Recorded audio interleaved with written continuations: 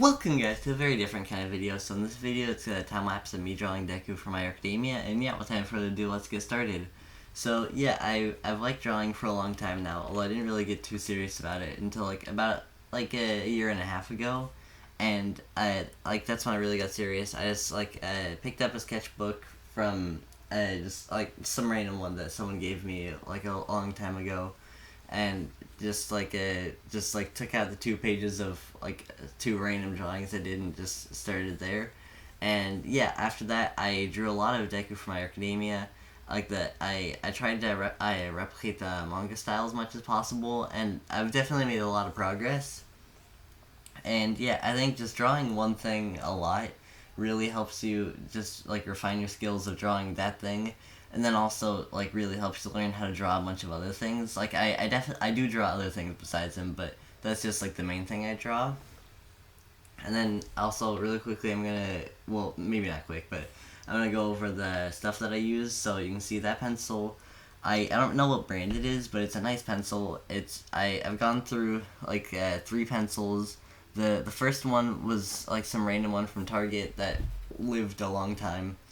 It's still working and stuff. And then I switched to a nicer mechanical pencil, and then I finally landed on this one, which I really like. It's a .5, and you don't really need anything too insane for a pencil. Even that original one from Target works good.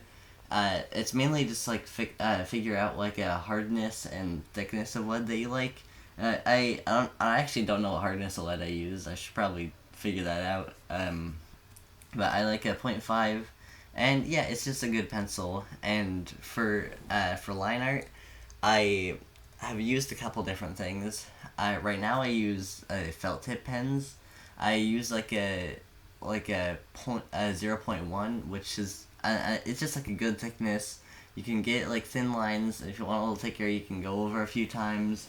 It's just good. But at the beginning, I was using a one by a brand called Pigma, and they had a little bit of a brush tip, but it was kind of smaller. But basically, well, the reason I stopped using that one was because I used it near the beginning of when I first started using line art, and I wasn't as confident with my lines then, so it was a little bit wobbly, and also it wasn't the best for hatching and cross hatching. So then I ended up switching to a ballpoint thing.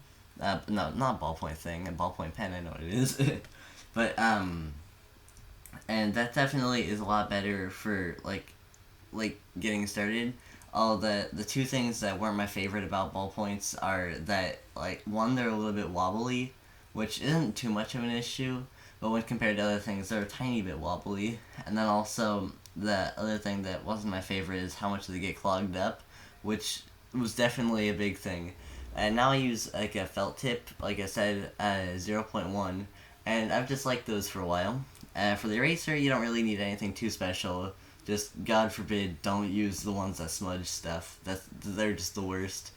But yeah, and then for filling in with areas of black, I have this one by a brand. I think it's also Pigma, the thing that my original line art pen was from.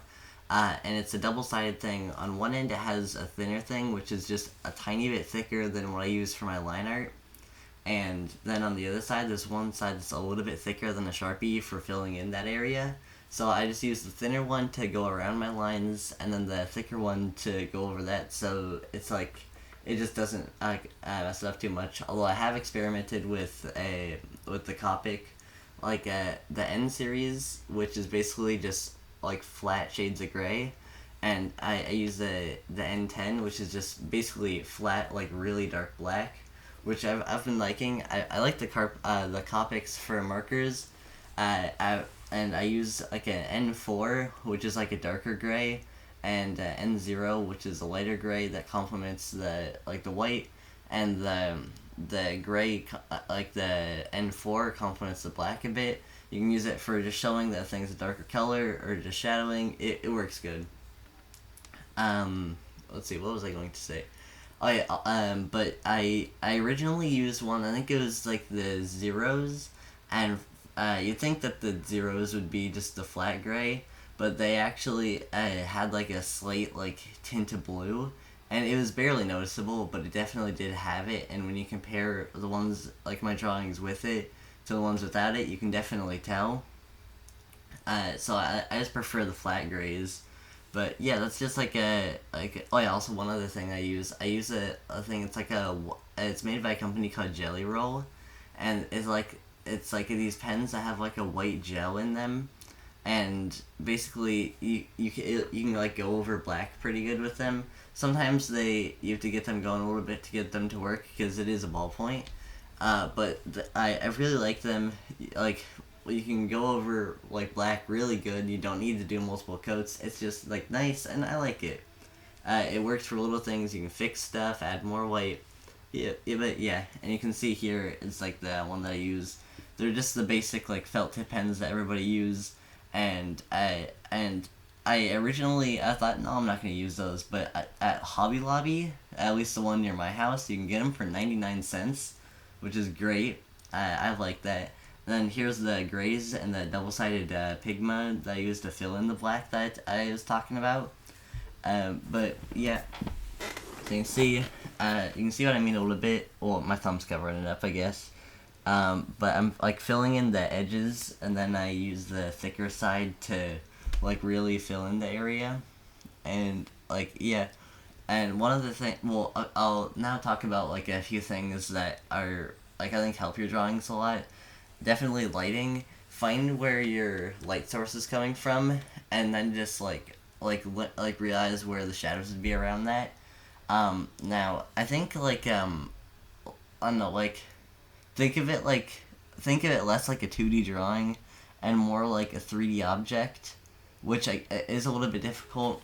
But like imagine like let me think of a way to phrase this. Like, imagine you're shining a flashlight at something, and like the side you're flashing it at is really bright, but then the side behind it is not very bright, and those like not bright parts are where you're gonna want to put your shadows. And with the light source, it like you can like kind of like not too much. I don't really do it very much, but you can kind of thin out your lines a tiny bit just to like show that it's brighter, and kind of like this is might not be the right phrasing for it, but kind of like slightly obstructs the line art a bit.